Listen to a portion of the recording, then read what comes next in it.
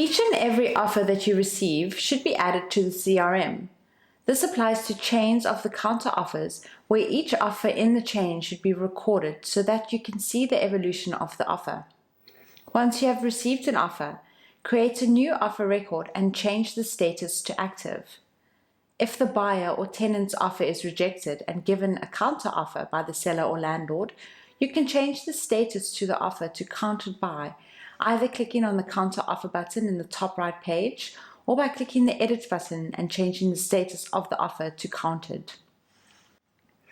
We recommend using the counter offer button as this will automatically create a new offer from the old offer record with all of the fields filled in, and it will change the status of the old offer to countered.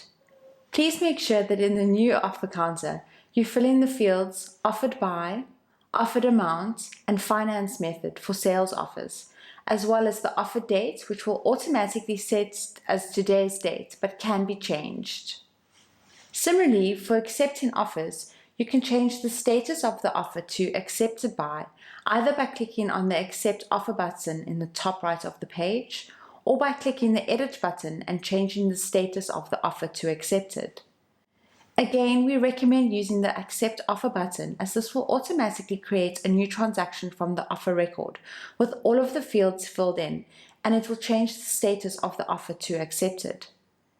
If you close the new transaction page without saving it, when you return to the offer record page, the accept offer button will have changed to new transaction, which you can click to create the transaction from this offer.